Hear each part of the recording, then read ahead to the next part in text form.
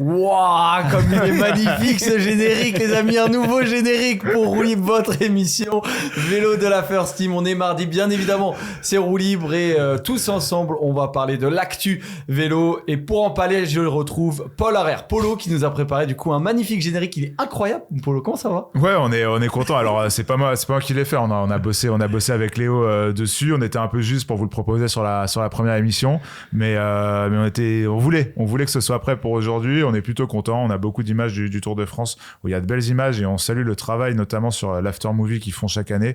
Les images sont juste extraordinaires. On a un peu pioché. On salue ASE. Ne regardez pas trop et laissez-nous garder s'il vous plaît ce beau générique. On a du championnat du monde. On a du Van Der Poel à Roubaix. Je pense qu'on a fait un joli générique. La vidéo peut être strike là avec le générique? Non, t'inquiète. Tu parles pas de valeur. On a mis un espèce de voile de couleur dessus. Ah, on a triché, ok, d'accord. Ils vont pas nous attraper. Du moins, je l'espère. Comment ça va, mon Robin? Ça va très très bien. Quel beau début d'émission. J'ai hâte d'enchaîner.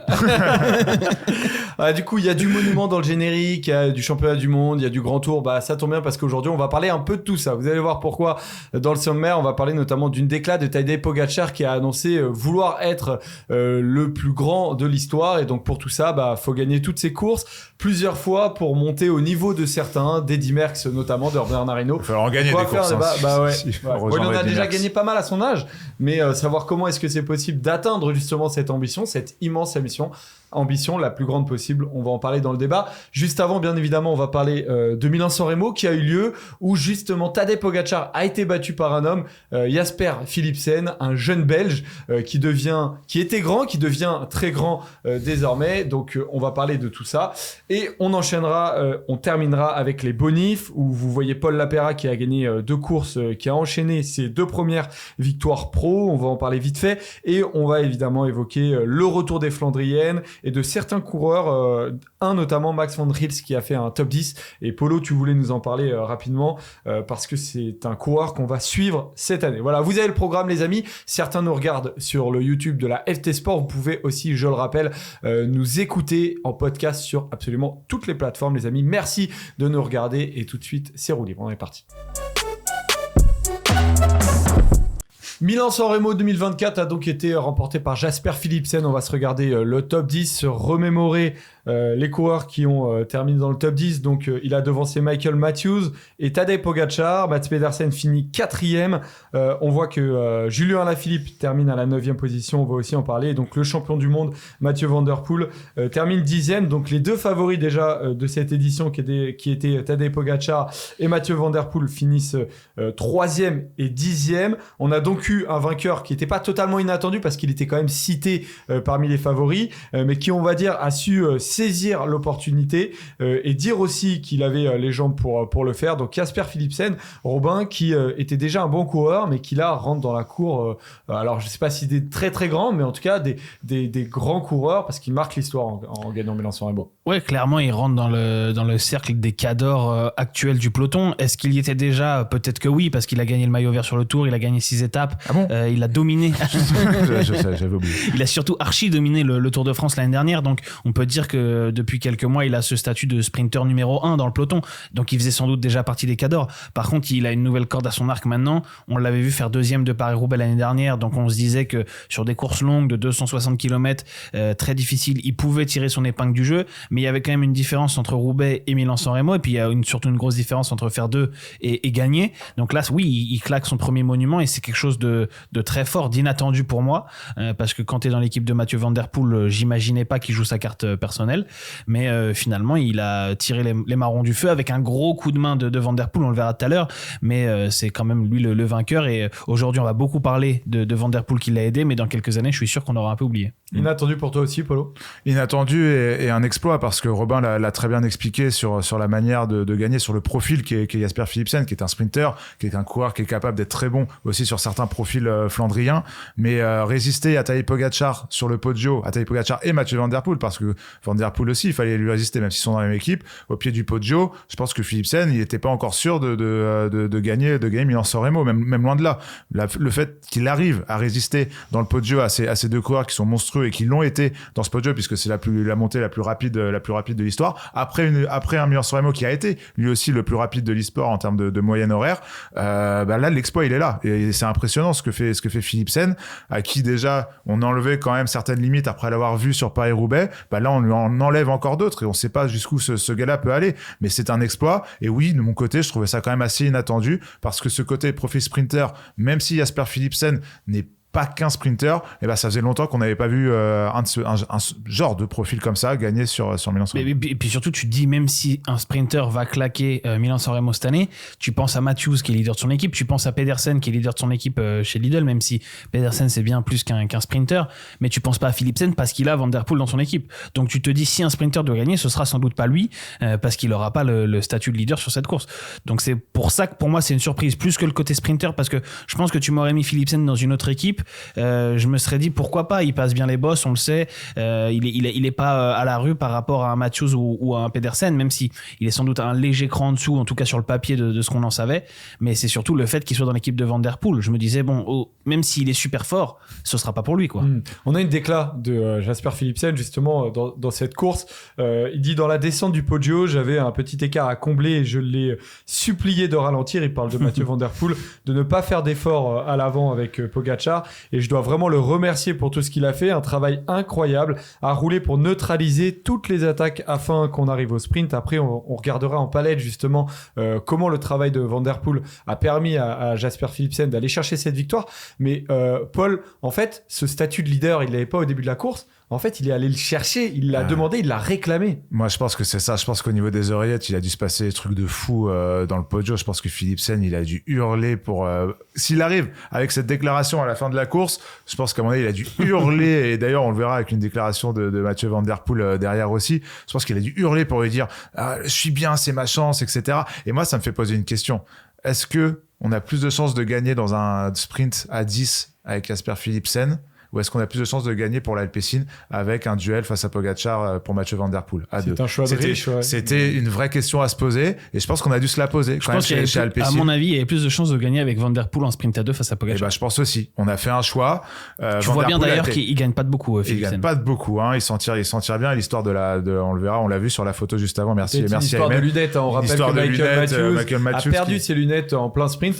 On peut refaire l'histoire. Ralentir, mais si on refait l'histoire, Nasser Bonny gagne Milan-San Remo à la place d'Arnaud Démarre, mais c'est un autre débat.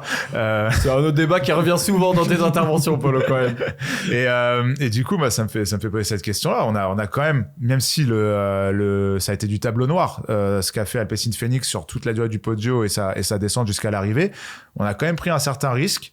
Tant mieux parce que ça passe, et du coup ça va assainir aussi les relations internes chez Alpecin, avec des rumeurs qui commençaient à émerger d'un potentiel départ de Philipsen qui voulait un rôle plus grand dans les classiques. Ça passe, mais c'était chaud, hein. Après, dès qu'on aura fini là-dessus, je laisserai Robin répondre là-dessus, mais j'aimerais me poser une question sur le profil de Philipsen aussi, aller peut-être un peu plus loin, puisqu'on parle en fait d'un sprinter, mais est-ce que c'est toujours un sprinter? Exactement, c'est la question que j'allais poser en fait. Est-ce que c'est vraiment le retour des sprinters, parce qu'il est peut-être le meilleur sprinter du monde? C'est pas du tout en fait un sprinter comme d'autres sprinters ont gagné Milan-San Remo, Robin, mais ça prouve aussi peut-être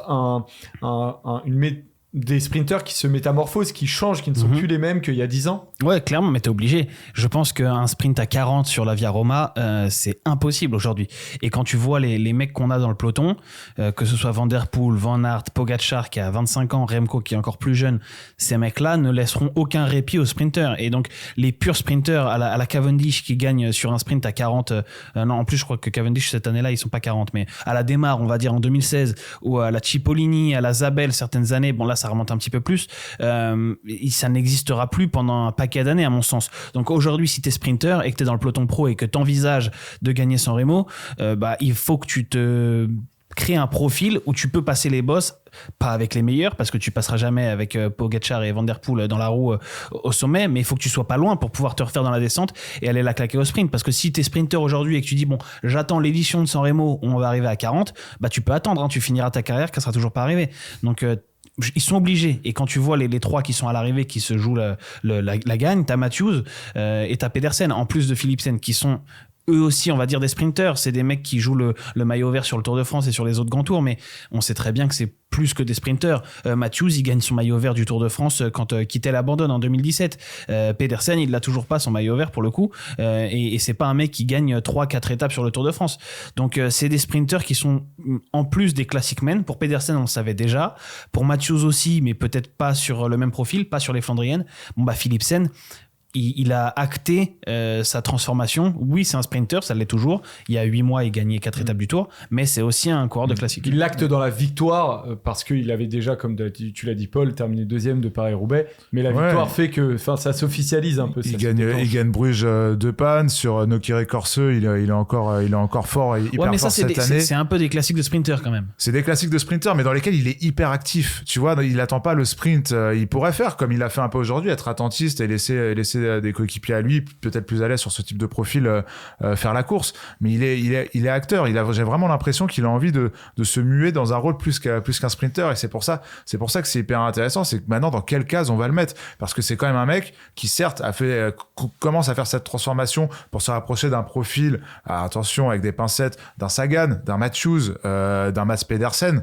Mais c'est ce profil-là. Dans Sagan, je pense qu'on n'est pas très loin. On devient plus sur un profil comme ça. Sauf qu'on est quand même encore sur un coureur qui, comme tu l'as dit, il y a 6 mois, elle a un peu plus démoli tous les sprints massifs du Tour de France, qui a encore battu Tim Merlier sur Tirreno Adriatico sur un sprint massif cette année. C'est le sprinter numéro 1. Sur un sprint plat classique, c'est numéro 1. Je vais même te dire, c'est peut-être le sprinter numéro 1, mais c'est peut-être l'un des coureurs numéro 1 de ce début de saison. À partir du moment où il gagne sur Milan-San Remo, il gagne sur les classiques flandriennes, type flandrienne, et qu'en plus il continue à gagner les sprints massifs, ça commence à être compliqué pour tous les mecs à peu près de son profil, que ce soit sprinter ou un peu plus puncher. Bon, par contre, pour qu'un sprinter, même si ce ne sont pas les mêmes sprinters qu'il y a 10 ans, puisse aujourd'hui gagner Milan-San Remo, il faut quand même que l'un des extraterrestres le veuille bien. Et on a vu que Van Der Poel finalement a cédé. S'il avait voulu se battre au moins pour gagner ce Milan-San Remo, Jasper Philipsen, il n'aurait pas gagné Milan-San Remo. Et on va voir tout le travail qui a été fait par Mathieu Van Der Poel, qui était quand même très en forme pour sa reprise. On va voir une palette du coup de son travail, Robin. Mathieu Van Der Poel qui a été actif finalement dans tout le final. Ouais, clairement. Alors, on voit. Alors, je vais me retourner un petit peu pour voir. Micro, si tu te retournes. Allez, je prends le micro, il va comme ça. Pour voir les directeurs sportifs de les Oriettes, il est solide. Donc là, c'est le Poggio. Parle dedans aussi. C'est le Poggio. On est à 600 mètres du sommet. Vous voyez sur le kilométrage en haut à gauche. On a eu en fait la première attaque de Tadej Pogačar. Et après ce moment-là, on a déjà un Pogačar qui attend, qui voit que ça suit derrière. Il y a 5-6 mecs qui réussissent à suivre à peu près tranquillement et qui demandent de l'aide. L'aide, elle vient pas parce que je pense que tout le monde flippe de Tadej Pogačar. Tout le monde a peur de la deuxième attaque. Moi, à ce moment-là, je le prends. Merci Joseph, t'es parfait.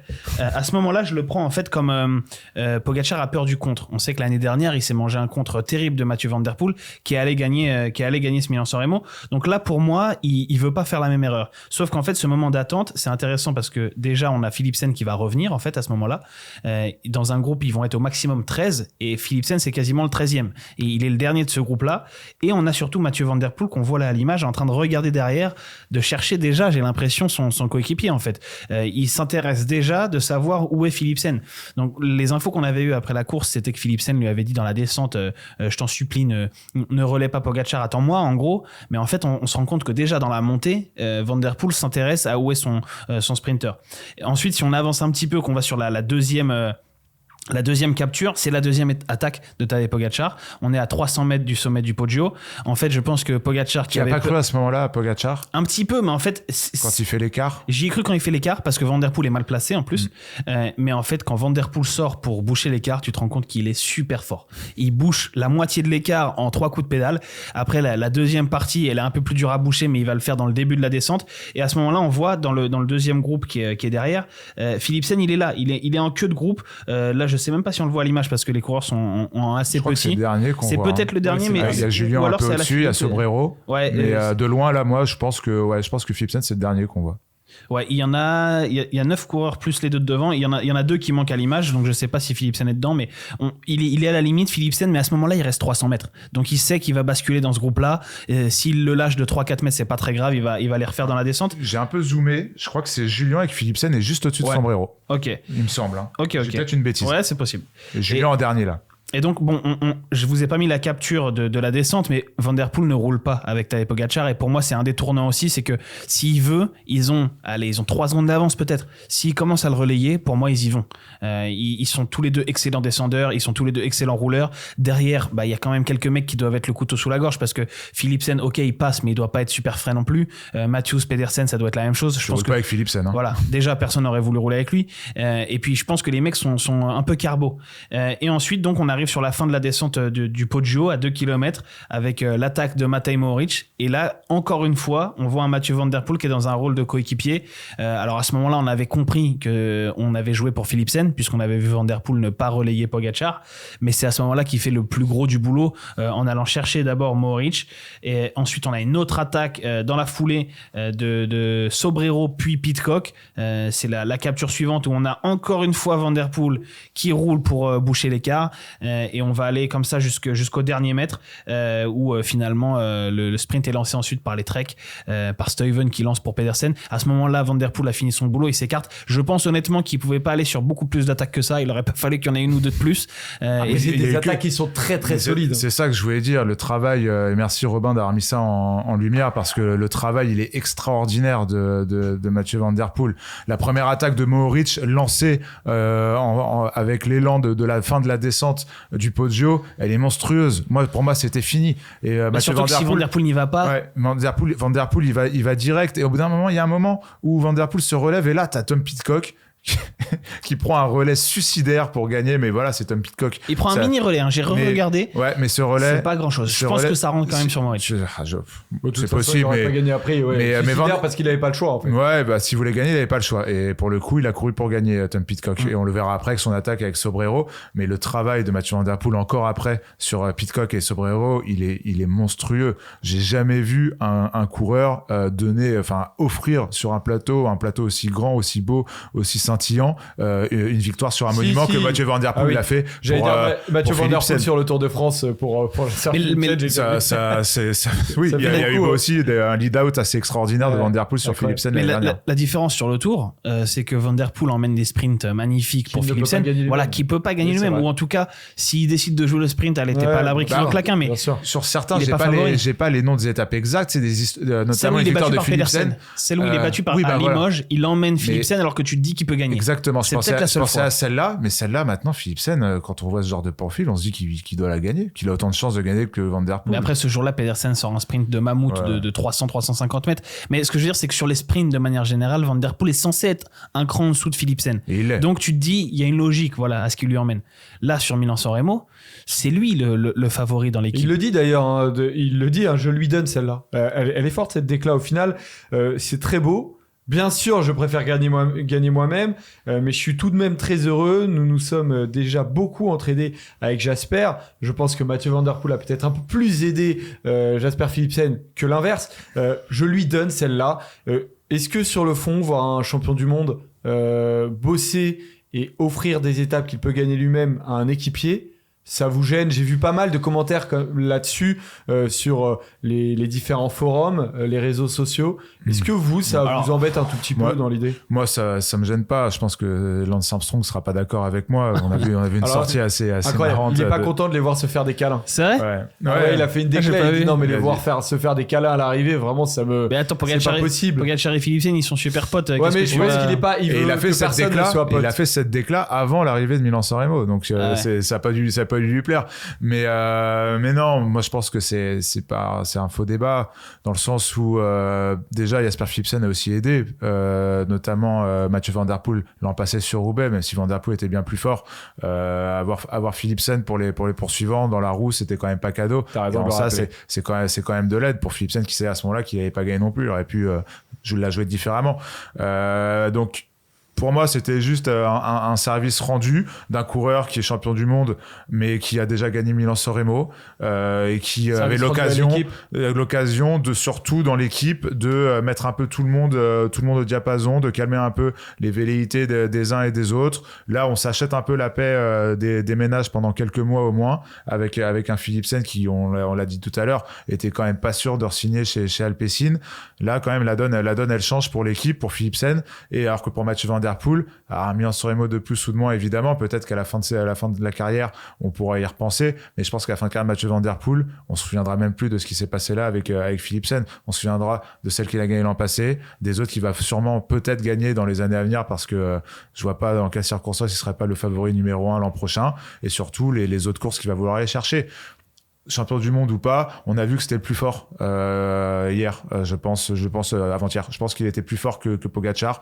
Je pense que voilà, c'est en ça que t'honores un maillot de champion du monde, c'est en montrant que sur la première grande course de la saison, t'es le plus fort, et c'est ce que Mathieu Van Der Poel a fait. Après, un Bernard Hinault, champion du monde, il aurait jamais donné un Milan-San Remo à un équipier, quels que soient les contrats en Bernard cours. Hinault, soi-disant, il a donné un Tour de France à Greg LeMond. Hein. Oui, voilà, c'est un exemple parfait. Hein. Non, en vérité, moi, tu me dis, est-ce que ça te gêne de voir un champion du monde qui aide son coéquipier comme ça?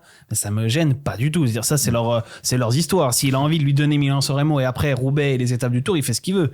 Et je suis pas, on peut pas, à mon avis, on est personne pour être gêné par ça, quoi. C'est leurs histoires. Après, est-ce que ça m'a surpris? Oui, parce que c'est un monument quand même. En plus, t'es champion du monde, donc tu te dis, là, tu gagnes avec le maillot de champion du monde. La photo, elle est belle quand même. Et surtout, je me suis demandé pourquoi tu lui offres ça. Bon, à mon avis, il y a juste une relation entre les deux qui est très très importante, quoi. Ils doivent être vraiment très très potes. On savait qu'ils s'entendaient très bien. Ça va sûrement au-delà de ce qu'on imaginait, parce que voilà, pour faire ce cadeau-là à ton coéquipier, il faut que ce soit plus que ton coéquipier. Si c'est pas vraiment ton pote, le mec, bon bah t'en as rien à faire qu'il se sente bien dans le podio. Tu vas jouer toi ta carte perso, personne va te le reprocher. 1, t'es plus fort, ça se voit. 2, t'es le favori. Et 3, t'es le numéro 1 de l'équipe, t'es le leader de l'équipe toute l'année. Donc personne ne lui aurait rien dit. Moi, je pense qu'il lui a fait ce geste-là plus par amitié que pour s'acheter la paix, comme tu disais, Polo, parce que honnêtement, je pense qu'il a pas besoin de ça, Mathieu Van Der Poel. Il est champion du monde, leader de l'équipe depuis toujours. Quand il dit je veux être numéro 1 sur cette course-là, je pense pas que Philipsen puisse venir en disant moi aussi j'aimerais bien.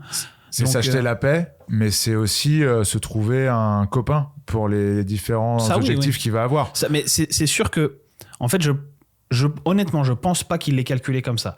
Par contre, une fois que c'est fait, c'est vrai que. Mais tu penses pas qu'en haut du podio, quand t'es avec Pogačar et que t'as ton sprinter qui te crie dans les oreilles, tu te dis pas, mais il abuse quand même un petit peu. Je peux m'esseler avec. Bon, et peut-être que lui, il le voit pas, mais est-ce qu'il abuse pas non plus un petit peu dans le rôle mais ça dépend si c'est ton pote. Ont au sein de cette équipe. Ça dépend si c'est ton pote. Imagine, enfin, je sais pas, oui. On n'est pas cycliste, on n'est pas dans une équipe pro. On n'est pas dans leur tête tous les deux. Mais moi, je pense que si c'est ton pote et que toi, t'as gagné l'année dernière et qu'il te dit putain, j'ai les jambes de feu, s'il te plaît, relaye pas Pogačar, je les aligne au sprint. Si c'est ton pote, t'as envie de le faire kiffer, t'as envie de lui faire ce truc-là, tu vois. Et au final, t'as rien à perdre à part passer pour le grand chevalier. Voilà, donc, et je pense que si c'est ton pote. Mais c'est un peu calculé dans tous les cas. Il y a forcément des intérêts dans lesquels se retrouve Mathieu Van Der Poel. Mais je pense que là, il s'assoit. Même si j'ai dit que ce serait pas énorme quand on paiera les musiciens à la fin du bal, il s'assoit quand même sur un monument, Mathieu Van Der Poel. Donc c'est pour ça que je me dis qu'il a quand même des intérêts aussi. Moi, je pense que l'intérêt premier, on met l'humain. T'es candide comme ça, toi? Ouais, je pense qu'on met trop l'humain de côté. Je pense qu'il fait un cadeau parce que c'est son pote, quoi. L'important, c'est l'humain. Et après, une fois que c'est fait, c'est vrai que ça peut lui apporter, dans le sens où Philipsen, maintenant, avec Roubaix l'année dernière et San Remo, a désormais un statut sur les classiques et il va devoir être surveillé par les autres. On sait que Van Der Poel sera le numéro 1 et sur n'importe quelle course où il veut être le numéro 1, Sol sera. Alpecin ne va jamais remettre en question ce statut-là et Philipsen non plus. Mais par contre, les autres équipes vont avoir le doute, vont devoir surveiller les deux et ça peut profiter à Van Der Poel. Et pour Van Der Poel, c'est plutôt bénéfique d'avoir un mec comme ça qui va faire peur pour le sprint, que personne va vouloir emmener dans la roue à l'arrivée de Roubaix ou même d'une autre classique s'il s'aligne. Ça, oui. Après, est-ce qu'il l'a fait en disant bon, maintenant que je lui donne cette course-là, comme ça, il va rester chez Alpecin, il va m'aider à Roubaix. Dans tous les cas, il allait l'aider à Roubaix et sur toutes les autres courses où il sera. Et je pense peut-être que Philipsen s'est rendu compte aussi, mais j'imagine pas que ce soit un calcul de Van Der Poel à ce point-là. Philipsen, à mon avis, s'est rendu compte que s'il veut gagner des grandes courses et des monuments, il a tout intérêt à être dans l'équipe de Mathieu Van Der Poel. Parce que s'il n'est pas dans l'équipe de Van Der Poel samedi, il gagne pas. J'ai une question pour toi, Robin. On est sur cette fameuse étape gagnée par Mats Pedersen. On a un même profil sur le Tour de France. J'ai pas analysé notamment les profils des étapes à peu près plates. On a Philipsen et Van Der Poel dans la même équipe. Est-ce que Philipsen pourrait se mettre à la planche pour Van Der Poel pour gagner une étape, sachant que honnêtement, ce qui manque à Van Der Poel là depuis quelques années, c'est de performer sur le Tour. Ouais, peut-être. Je pense que si Van Der Poel dit cette étape je la veux, Philipsen il est capable de bosser pour lui, ouais. Parce que je pense que si Van Der Poel a calculé, on n'est pas dans sa tête et t'as raison. Je pense qu'il y a quand même des objectifs pour qu'il ait quand même, par rapport à Philipsen, peut-être les coudées un peu moins franches, un peu plus franches, sur le Tour. Quand Van Der Poel il emmène les sprints pour Philipsen sur le Tour, il est d'accord pour faire ça, Van Der Poel. Bien sûr. Il est pas forcé. Parce qu'il a gagné 2 monuments, ou 3 d'ailleurs. Il est à 3 maintenant. L'année dernière 2. L'année dernière 2, voilà. Il a déjà gagné 2 monuments. Sa saison a été extraordinaire. Tu peux aller sur le Tour en bossant pour Philipsen. Ouais. Et là, maintenant, la donne, du coup, notamment dans les rôles de l'un et de l'autre dans l'équipe, la donne a un peu changé depuis tout ce qui s'est passé depuis le dernier Tour de France jusqu'à ce prochain Tour de France. Beaucoup de choses ont changé, je trouve, le statut de Philipsen a changé vis-à-vis de l'ensemble de la concurrence, mais dans l'équipe Alpecin, il n'a pas changé, à mon avis. C'était déjà le numéro 2, c'est toujours le numéro 2. C'est un numéro 2 qui peut faire des trucs mieux qu'il y a un an. Il a beaucoup plus de possibilités qu'il y a un an. On sait qu'il peut aller beaucoup plus haut, mais c'est toujours le numéro 2. Pour moi, ça change pas.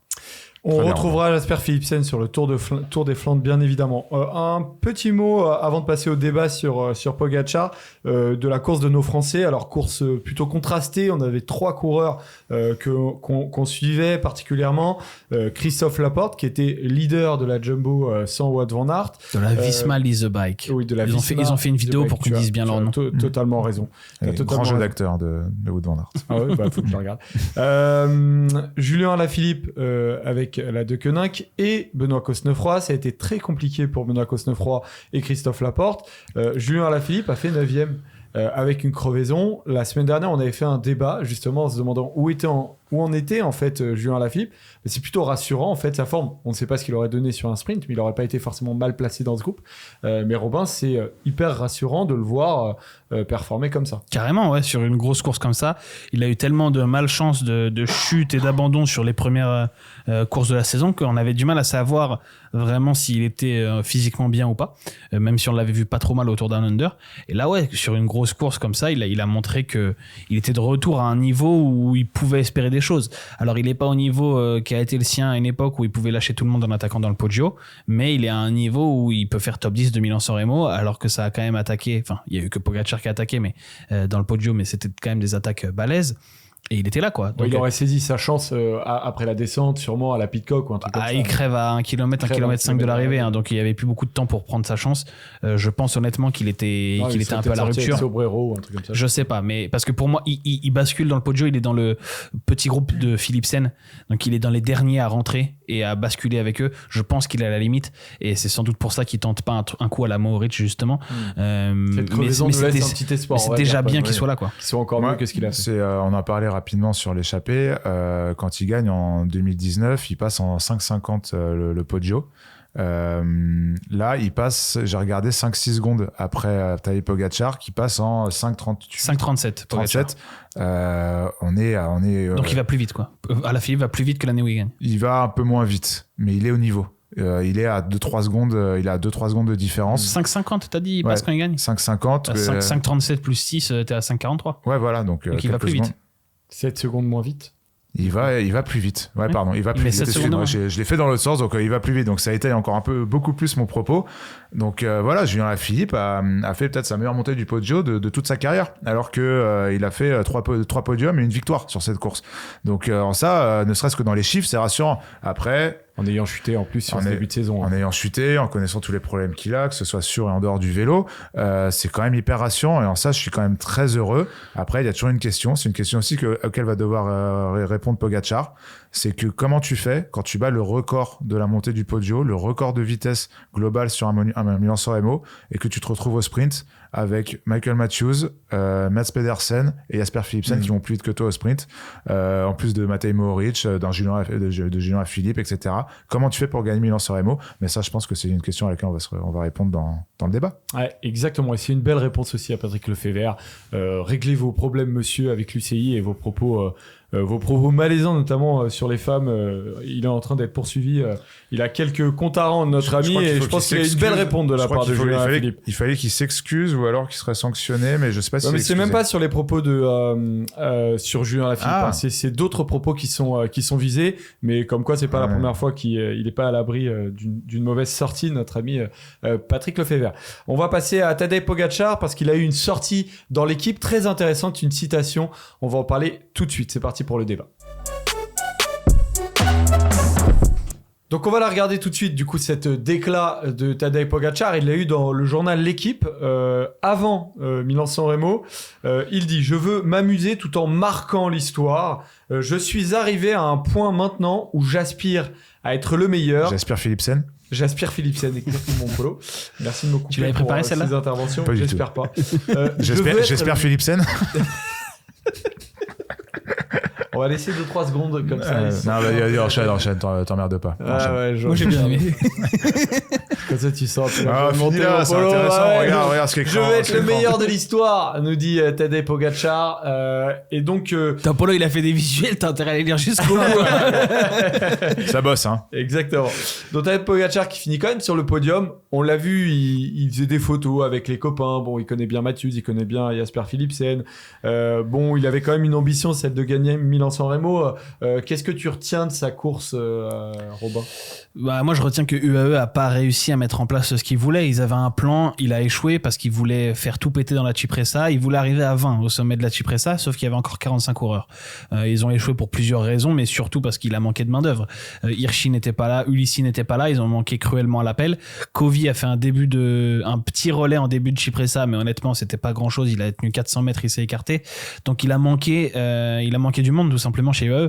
Après, Pogačar lui-même, je pense qu'il a fait tout ce qu'il pouvait. On l'a vu un moment dans la Cipressa demander à ce que ça aille plus vite. Malheureusement, c'était pas possible parce qu'il restait que Tim Wellens, et Wellens, il était prévu pour faire le début du Poggio, donc il pouvait pas se cramer 20 bornes plus tôt. Et ensuite, dans le Poggio, je pense honnêtement qu'ils ont fait ce qu'il fallait. Wellens accélère, c'est la montée la plus rapide jamais faite du Poggio. Qu'est-ce qu'il pouvait faire de plus? Je pense rien. La première attaque de Pogačar dans les forts pourcentages, malheureusement, elle suffit pas à lâcher tout le monde. Il avait peut-être un peu peur du contre, il a retenté. Il y a Van Der Poel qui vient l'assommer en bouchant l'écart, et c'est sans doute le tournant de l'attaque de Pogačar. C'est à ce moment-là où on comprend qu'il gagnera pas parce qu'il se fait reprendre. Mais je pense qu'il a fait quasi tout ce qu'il pouvait, quoi. Alors du coup, on s'est posé la question, est-ce que c'est une impasse tactique du coup pour Tadej Pogačar? Il fait tout ce qu'il peut, malgré tout il ne gagne pas. On s'est posé la question sur l'émission L'échappée, comme vous le savez, après chaque grande course, on est en débrief aussi sur L'échappée sur la Winamax TV, et je posais la question à Paul de savoir s'il croyait toujours en une potentielle victoire de Tadej Pogačar sur Milan-San Remo. On écoute. Moi, je pense que son seul moyen, c'est de faire tout exploser dans le Poggio.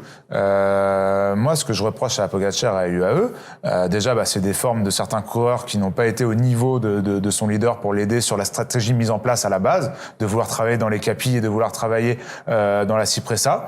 Et la deuxième chose, pour moi, c'est une erreur un peu plus globale de ne pas avoir tout fait exploser dans le Poggio et mettre vraiment Pogačar sur arbitre. Il faut que quand Pogačar attaque, il faut pas qu'il reste 30, 40 coureurs derrière. Il faut qu'il en reste une dizaine. Du coup, alors, juste un petit rappel, on a un partenariat avec Winamax. Ça nous permet de vous proposer un code promo. Vous tapez FT10 pour tous les nouveaux parieurs sur Winamax. Et avec ce code à l'inscription, vous avez droit à votre premier pari remboursé à hauteur du montant du premier dépôt. Par exemple, si vous déposez 100 €, c'est le maximum, vous recevez 100 €, quelle que soit l'issue du pari, et 10 € offerts en plus. Vous notez que vous devez absolument être majeur, et jouer pour s'amuser n'existe pas dans les paris, car évidemment que ça comporte des risques. Robin, du coup, est-ce que tu es d'accord avec Paul? On a vu d'ailleurs le sondage qu'on avait fait. Globalement, tout le monde est plutôt d'accord pour dire que ça arrivera un jour de le voir gagner. Est-ce que tu es d'accord? Je sais pas si ça arrivera parce qu'on a vu beaucoup de coureurs à qui on prédisait qu'ils allaient remporter Milan-San Remo et qui l'ont pas fait, notamment Peter Sagan pendant des années ou Philippe Gilbert sur le début de sa carrière et la fin de sa carrière quand il essayait de compléter sa collection de monuments. Donc pour Pogačar, je mets pas ma main à couper qu'il va gagner. Par contre, je pense que oui, c'est possible. Je pense pas que c'est parce qu'il a pas réussi cette année qu'il n'y arrivera jamais. Évidemment que tactiquement, c'est une course qui lui pose des problèmes parce que le Poggio, c'est pas assez difficile et qu'il n'arrive pas en attaquant dessus à faire une différence comme il a pu le faire dans le Vieux Quaremont l'année dernière sur le Tour des Flandres où il y avait des vrais pourcentages. Donc évidemment que c'est plus dur de gagner Milan-San Remo que Liège ou le Tour de Lombardie, mais c'est pas pour autant qu'il n'arrivera pas. Il peut y avoir une année où il y aura de la pluie, où ce sera beaucoup plus dur pour les organismes, mais on sait qu'il aime ça.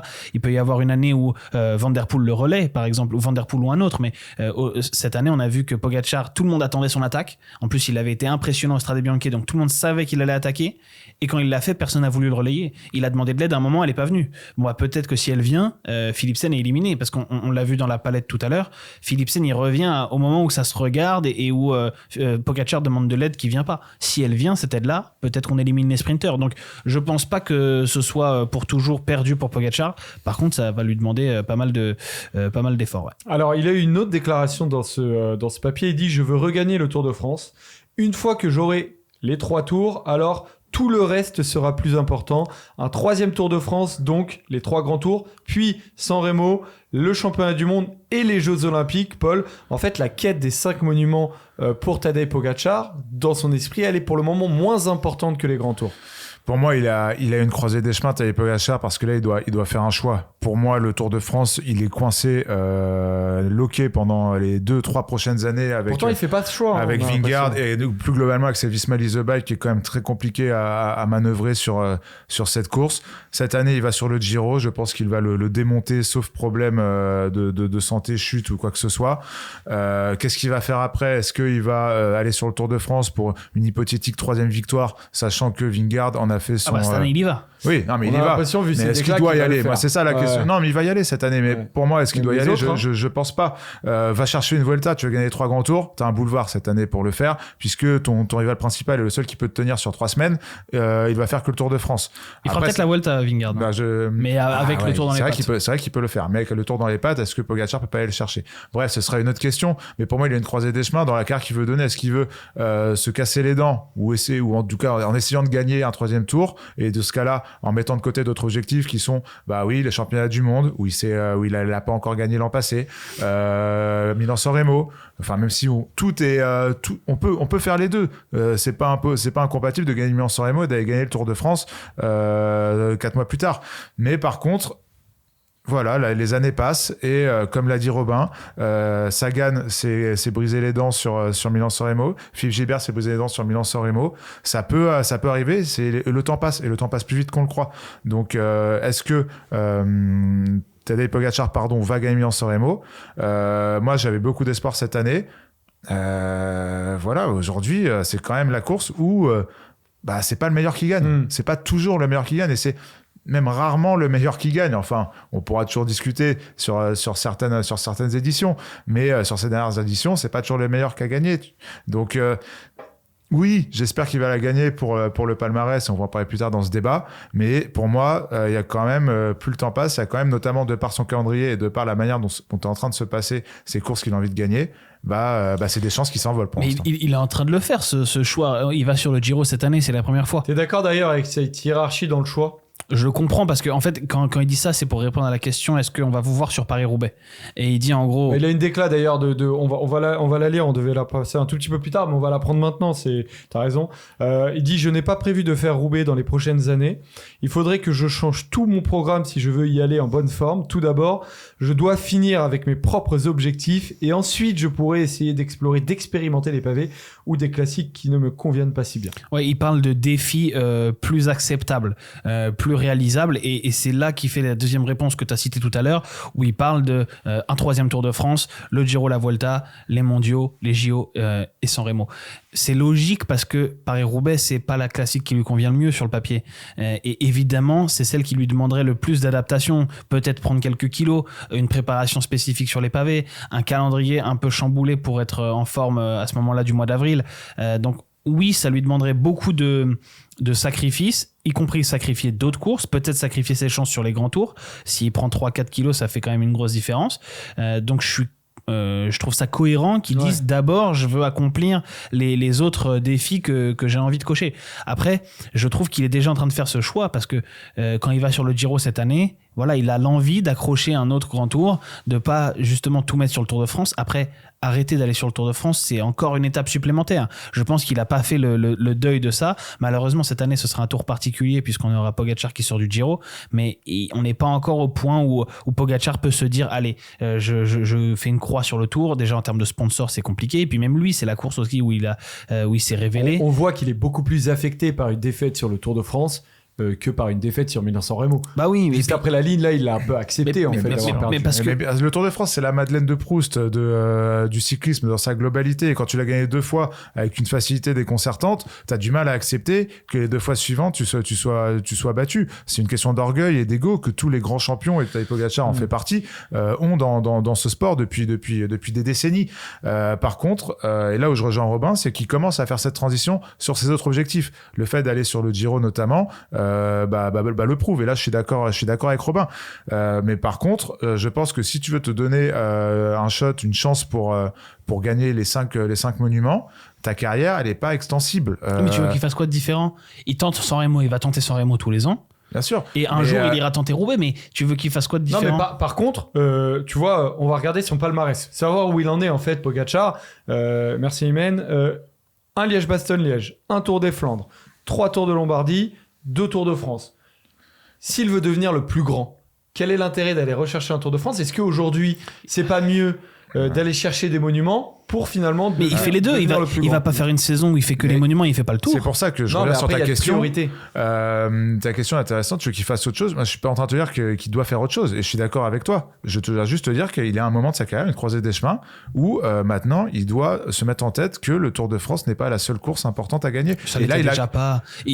l'année dernière, il va sur le Tour des Flandres. Que lui, c'est sa priorité, encore. Oui, mais c'est pas... Il en fait pas du tout une priorité comme Jonas Vingegaard, qui axe toute sa saison sur le Tour de France. Pogacar, depuis toujours, il est allé faire Liège et gagner Liège. Il est allé faire San Remo où il a fait 5, 4 et 3 les années passées. Il est allé faire le Tour des Flandres les 2 dernières années pour faire 4 et ensuite gagner. On ne voit pas Jonas Vingegaard faire ça. Donc il est déjà dans une optique très différente. C'est pour ça que je sais qu'il a une croisée des chemins, parce il a que déjà fait sa victoire sur le Tour des Flandres, pour moi, elle change toute la perception qu'on peut avoir de la suite de sa carrière.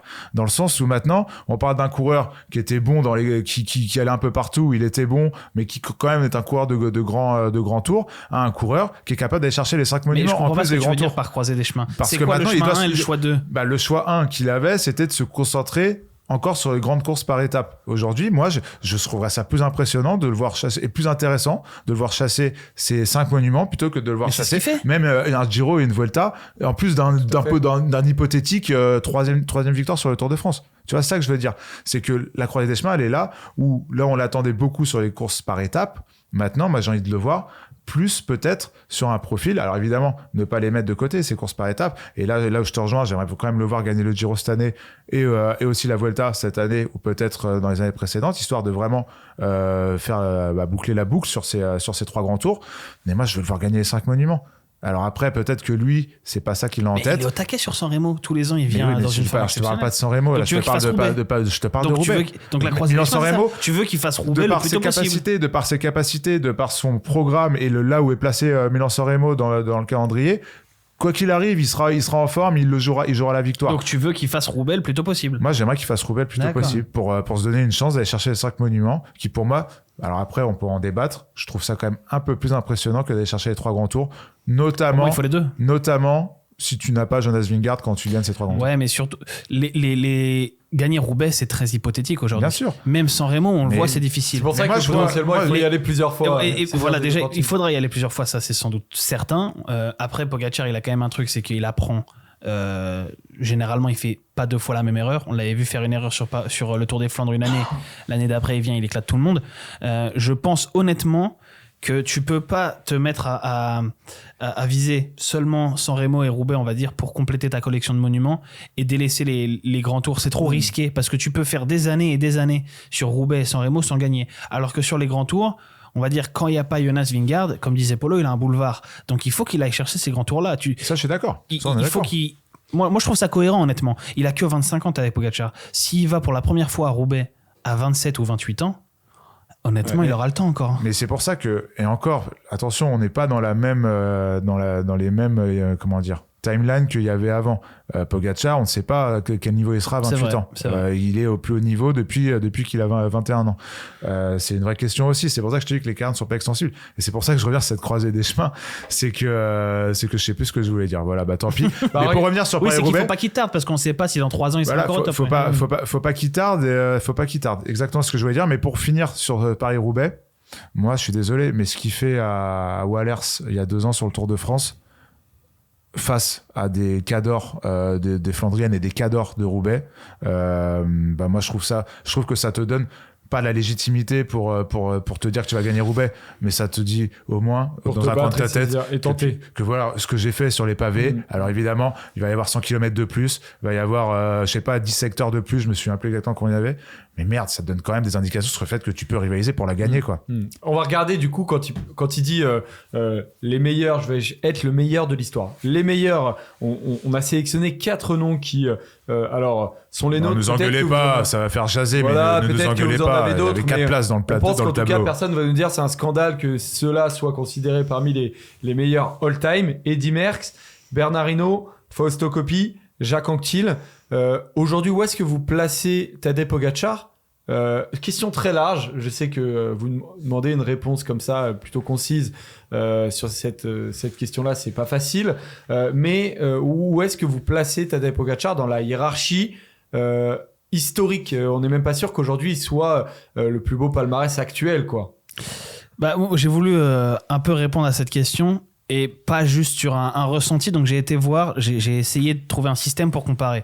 J'ai compté le nombre de victoires en grand tour sur les monuments et sur la course en ligne des mondiaux. Alors on a le tableau comparatif par rapport à Eddy Merckx et Bernard Hinault, voilà, déjà sur les grands tours. Voilà. Sur les grands tours. Donc voilà. ça donne... est allé encore plus loin dans sa quête de perfection. Ça donne une idée que sur les grands tours, on voit qu'il est très très loin de Bernard Hinault et Eddy Merckx. Voilà. Mais donc j'ai cumulé, de toute façon Eddy Merckx et Bernard Hinault aujourd'hui ils sont aux 2 premières places assez indiscutablement de l'histoire du cyclisme, et eux sont très très loin. Mais déjà pour avoir Tadej Pogacar sur le tableau que tu montrais tout à l'heure avec Coppi et Anquetil, qu'est-ce qu'il faudrait ? Quelques monuments et grands tours en plus. Donc j'ai compté monuments, grands tours et titres mondiaux en ligne. Pogacar il en a 7. 5 monuments, 2 grands tours. Et en fait il y a 13 coureurs dans l'après-guerre qui en ont plus que 7. Je peux te donner la liste. Ouais. Donc on a évidemment Merckx et Hinault, Anquetil, Coppi, Bartali, Gimondi, Van Looy, De Vlaeminck. Van Looy et De Vlaeminck sont les 2 avec Merckx à avoir gagné les 5 monuments. Kelly, Bobet, Moser, Bonnen et Van Steenbergen. Pas un coureur en activité déjà. Hein. Ça prouve que Tadej Pogacar est déjà actuellement. Exactement. Sachant que dans cette liste, moi j'enlève tous ceux qui n'ont pas gagné de grand tour. Et alors j'y venais après. Ensuite il y a 8 coureurs qui sont au même niveau que Tadej Pogacar, c'est-à-dire 7 sur monument grand tour, titres mondiaux. Là tu as des coureurs actuels puisqu'on a Nibali, Contador, Froome, Indurain, Museu, Argentine, Cancellara, Bettini. Donc on a Froome qui est actuel, Nibali, Contador qui ont pris leur retraite très récemment. C'est imparfait. Froome actuel, oui, plus, mais il court encore. C'est très imparfait comme manière de comparer parce qu'évidemment ça met de côté des mecs comme Valverde, comme Zottmel, comme Fignon, comme Lemon, comme Cavendish. Voilà, Cavendish. Donc c'est très imparfait, mais ça permet de se donner une petite idée. Et Polo, tu disais, il faut prendre ceux qui ont gagné des grands tours. J'ai regardé ceux qui ont plus de 7 et qui ont aussi un mix entre Grand Tour et Monument. Il n'y a plus que 9 mecs qui sont devant Tadej Pogacar. Donc, on va dire potentiellement, tu peux dire qu'il est entre la 10 et la 15e place dans l'histoire du vélo déjà aujourd'hui. C'est fou. C'est déjà très très haut. Ouais. Il a 25 ans. À l'orée de ces chiffres-là, Paul, on se dit que cette déclaration est totalement légitime. Elle est totalement légitime, mais elle va dépendre de beaucoup de choses. On a beaucoup parlé de la manière de cette fameuse croisée des chemins qu'il va donner à la suite de sa carrière, sur cet équilibre entre ses objectifs sur les grands tours et sur le Tour de France par rapport au monument. Et ça va aussi dépendre de la longévité du Slovène. Évidemment qu'aujourd'hui, il est en avance sur un Hinault ou un Merckx. Il est peut-être pas en avance sur eux deux. Sur les autres, oui. Mais en tout cas, Hinault et Merckx gagnent leur premier tour à 24 ans, par exemple, les deux. Donc, qu'on voit sur cette très belle photo choisie par Paul Harrer derrière toi, Robin, tu la vois pas, mais moi tout va dépendre de la longévité et de jusqu'à quand il va réussir à garder ce niveau. S'il garde ce niveau jusqu'à ses 32-33 ans, le palmarès il va être monstrueux. Il va être monstrueux parce que là, tu rajouteras automatiquement, et je ne sais pas lesquels, 4-5 monuments. Tu rajouteras 2 ou 3 grands tours minimum. Ouais. Et en plus de tout le reste des courses qu'il va gagner. Et moi, je pense que Merckx ne sera jamais rattrapé. En tout cas, en termes de palmarès. En termes de palmarès de mon vivant, il sera jamais rattrapé. Bernard Hinault, ce sera très compliqué aussi. Mais moi, je pense qu'il a un shot pour aller chercher cette 3e place parce que au-delà même du palmarès, il y a aussi l'impact que tu as sur ton sport et la manière dont tu rayonnes sur et en dehors, l'aura, le charisme sur et en dehors du vélo aussi. Et à ce petit jeu-là, ça faisait longtemps que je ne l'avais pas dit dans l'émission, celle-là. Tadej Pogacar, il est extraordinaire. On le voit encore à l'arrivée de Milan-San Remo. On le voit encore à l'arrivée du Tour de Catalogne hier. Alors, certains diront que c'est un peu du cynisme, voire du foutage de gueule, mais on est loin. Le comportement de Tadej Pogacar est loin du comportement de Lance Armstrong.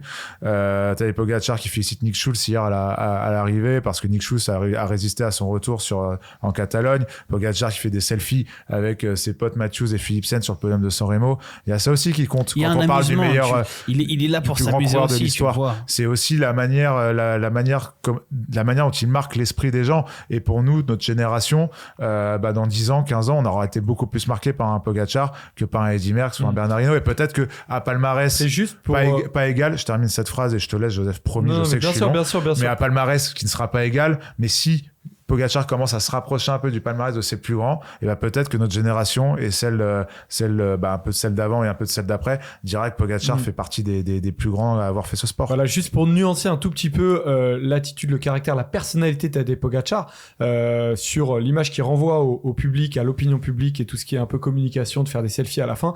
J'ai vu une interview de Brian Coquard, je sais plus sur quelle vidéo YouTube, c'était assez intéressant, un podcast sur YouTube. Voilà, vous tapez Brian Coquard, où il répondait à des questions simples et on lui a demandé Jonas Vingegaard ou Tadej Pogacar, et lui a répondu Jonas Vingegaard en disant en fait Tadej Pogacar il est moins sympa dans le peloton que Jonas Vingegaard qui paraît peut-être un peu plus froid. Donc voilà, juste pour nuancer sur ce qu'on voit nous public par rapport à ce qui est vécu à l'intérieur du peloton, ce n'est pas toujours la même chose, sachant que ça veut pas dire que Tadej Pogacar n'est pas sympa. Il dit pas que c'est un bâtard Pogacar. Il dit juste que Vingegaard, je pense que c'était plus pour dire que Vingegaard voilà, entre les deux, où on voit Vingegaard très froid. C'est un peu Dark Vador, Vingegaard à la tête de la Visma Lease Bike, qui est l'empire galactique. Et du coup, je pense que nous, de l'extérieur, on se rend pas compte de la personnalité de ce gars-là. Pogacar en fait peut-être que Pogacar en fait beaucoup plus et qu'il est peut-être moins naturel qu'un Vingegaard. Mais en tout cas, le fait est que l'image qu'il laisse pour le grand public, elle est beaucoup plus belle et beaucoup plus pas naturelle, mais en tout cas beaucoup plus chaleureuse que celle que laisse un Vingegaard pour l'instant. Mais bon, c'est ni de la faute de Vingegaard, c'est des tempéraments différents.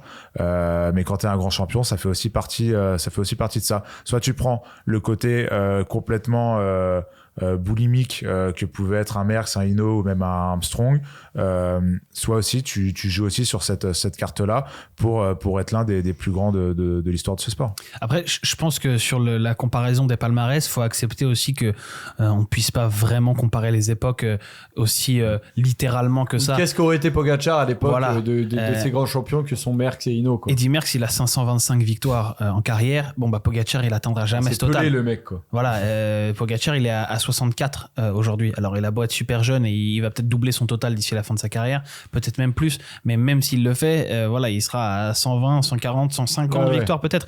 T'atteins pas du tout les mêmes sphères. Mais c'est pas le même monde du vélo aussi. À l'époque de Merckx, de Hinault, de Coppi, Anquetil, c'est beaucoup plus commun de gagner des grands tours et des classiques et des monuments.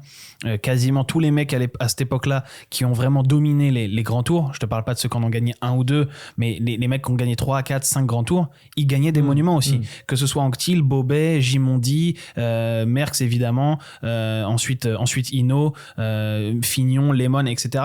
Ils ont gagné des monuments en parallèle des grands tours. Aujourd'hui, c'est presque une anomalie quand tu arrives à gagner un grand tour et un monument dans ta carrière. Il y en a quelques-uns qui l'ont fait, et ceux qui l'ont fait, généralement, ils sont pas allés gagner sur les pavés.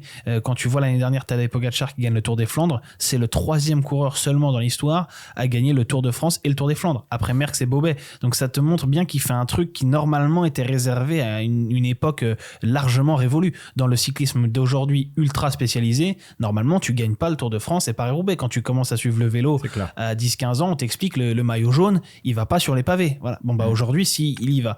Donc je pense qu'il faut donner du crédit à ça, et on avait annoncé sur les réseaux sociaux hier qu'on allait avoir ce débat aujourd'hui. Et il y avait quelques réponses intéressantes, notamment quelqu'un qui disait, je suis pas totalement d'accord jusqu'au bout, mais il disait tu mets Pogacar à l'époque de Merckx, il a le même palmarès en 5 ans. Bon, je pense que c'est très exagéré, mais ça permet de dire que oui, il faut un peu nuancer, et que sans doute que 5 grands tours et 5 monuments aujourd'hui, ça vaut plus que 5 grands tours et 5 monuments dans les années 70. Ouais. Et ça, pour corroborer ce que tu dis, ça peut paraître débile comme argument, mais les courses vont plus vite aujourd'hui. Les coureurs sont plus forts. Ils envoient plus de watts. Ils sont plus polyvalents. Ils vont plus vite, tout simplement. Et je sais pas comment tu pondères ça par rapport à la concurrence, le matériel, etc.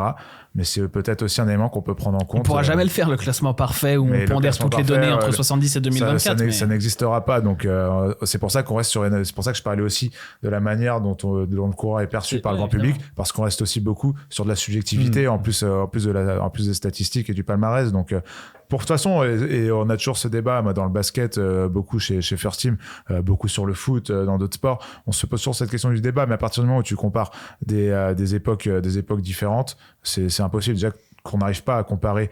Moi, quand je préparais le débat hier, c'est ça. C'est ça, d'ailleurs, Quentin nous a dit exactement ça sur Twitter. Où est-ce que je mets Mark Cavendish ? Avec la concurrence actuelle, il peut devenir le plus grand, mais pas le plus gros palmarès. Désolé, on peut pas comparer des courses des années 70-80, début 90, à l'époque actuelle. Pogacar, à l'époque de Merckx, il a le palmarès de Merckx en 5 ans, voilà, nous dit Quentin. Mais même donc, pour c'est vrai que c'est difficile de comparer, mais on est là pour ça. Même pour la même période, Joseph, comment tu compares la carrière de Mark Cavendish avec celle de Chris Froome? C'est clair. Tu vois, c'est clair. Pour moi, ils sont pas loin l'un de l'autre, parce mais bien sûr qu'ils sont pas loin l'un de l'autre. Ils sont tous les deux ultra spécialisés dans ce qu'ils font. L'un dans les sprints. Les hiérarchiser, c'est difficile. Pour moi, eux sont quasi à l'identique, parce que t'en as Cavendish ultra spécialisé dans les sprints et Froome ultra spécialisé dans les grands tours. Mais Pogacar, pour moi, il vise plus haut que ça, parce qu'il est justement pas spécialisé dans un seul des deux domaines.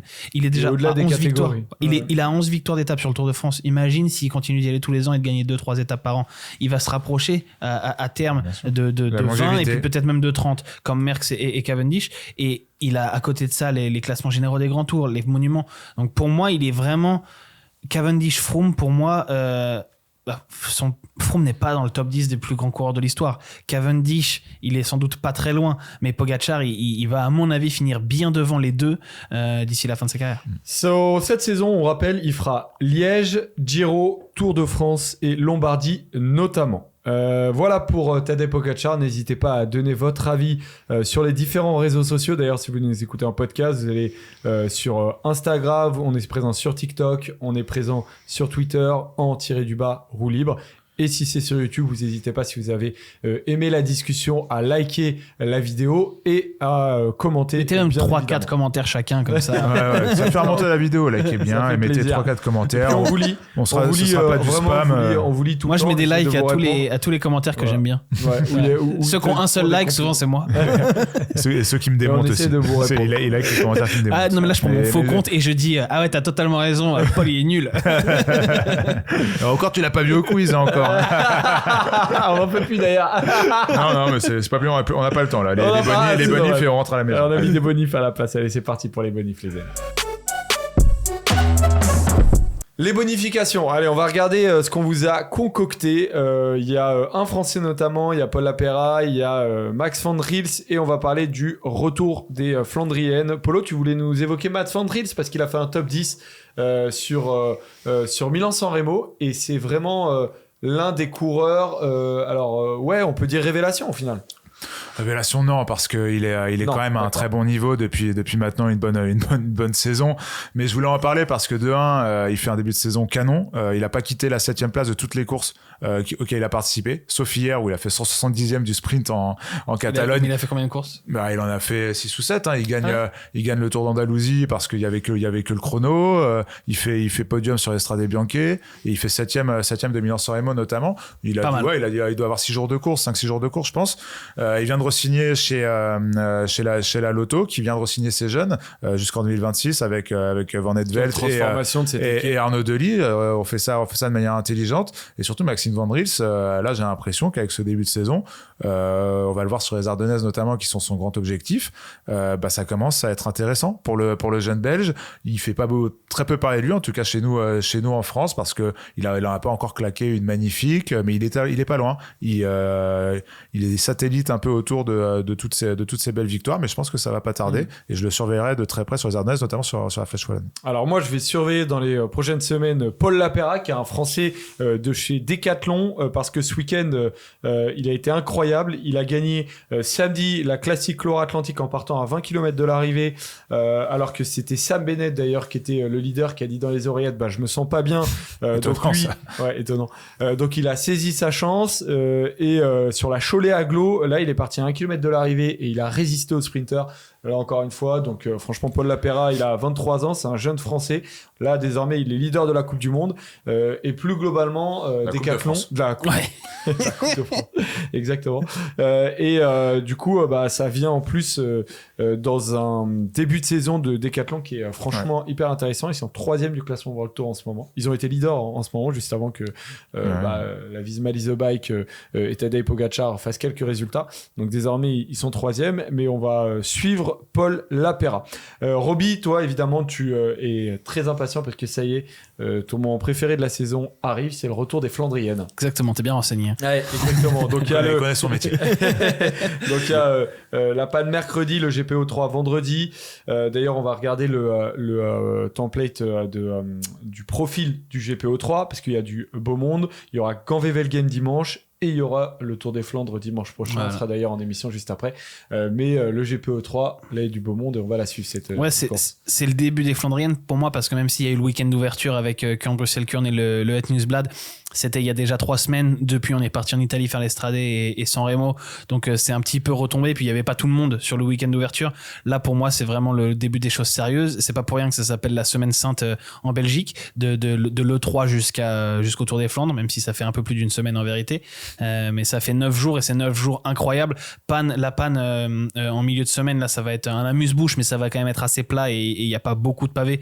Mais dès l'E3 vendredi, ça va être incroyable. On va avoir le retour de Van Der Poel contre Van Aert, que j'attends beaucoup. L'année dernière, c'était extraordinaire avec Pogačar. Et puis, oui, bon, là, malheureusement, on n'aura pas Pogačar sur les Flandriennes, mais on va avoir d'autres acteurs. Et puis surtout, ce duel qu'on attend. Van Aert revient du Volcan Teide, où il a fait une énorme préparation pour enfin claquer un monument pavé. Donc, ça va être assez dingue, je pense. Et puis, semaine sainte jusqu'au Tour des Flandres. Mais si on pousse un tout petit peu, une semaine de plus, on aura évidemment Paris-Roubaix. Donc, non, ça va être passionnant. Et comme tu dis, c'est ma période préférée de l'année, celle où je passe le plus de temps devant la télé. Donc, on va se régaler. Et cette semaine, il y a aussi le Tour de Catalogne à suivre, où Tadej Pogačar est évidemment le grand favori, avec une belle arrivée aujourd'hui. Alors, sur Wina, il y a les cotes qui sont dispo. Alors, la victoire de Tadej Pogačar, elle n'est pas si intéressante à aller chercher, même si... combien c'est combien? Arrivé à Valter 2000. Je sais pas, il est à 1,20, un truc comme ça, donc vraiment bas. Par contre, pour le podium, Sepkus est à 2, Vlasov est à 2,50, Lenny Martinez est à 2,50, Mikel Landa est à 2,50 aussi, Pavel Sivakov à 3, Simon Yates est à 5, Jan Uijtdebroeks est à 7. Voilà, il y a du bon monde à aller chercher. On aura, je pense... Comment t'as prononcé le dernier? Uijtdebroeks. Ah, c'est pas mal, t'es bon, parce que Polo il l'a dit tout à l'heure, il a pas dit comme ça. Uijtdebroeks, j'avais exactement dit ça. Okay. Mais tu sais que moi je l'ai appris sur la dernière émission, je sais, où j'ai pris une volée de Robin et de Jérémy qui était bien méritée, puisque j'avais dit Uijtdebroeks. Voilà. Désormais on maîtrise, les amis. Voilà pour Roue Libre. Merci à tous de nous avoir suivis. Merci Robin, merci Polo, merci Joseph, Aymen et Léo en régie. On se retrouve du coup dans 2 semaines sur l'échappée, juste après le Tour des Flandres, et dans la foulée bien évidemment qu'on se retrouvera aussi ici en plateau. Salut à tous, bonne semaine en Catalogne, et les Flandriennes bien évidemment, on va se régaler. Ciao, à très vite les amis, bisous. Ciao. Bisous.